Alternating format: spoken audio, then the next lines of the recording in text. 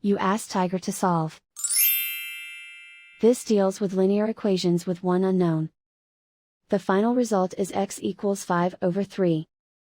Let's solve it step by step. Group all x terms on the left side of the equation. Subtract 5x from both sides.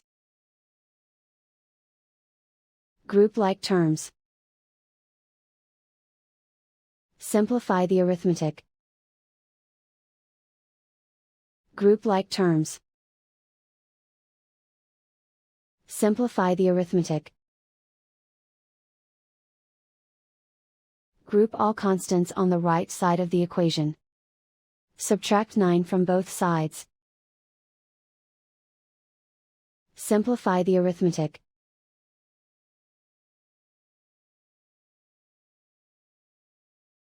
Isolate the x. Divide both sides by -3. Cancel out the negatives. Simplify the fraction. Cancel out the negatives. And so the final result is x equals 5/3.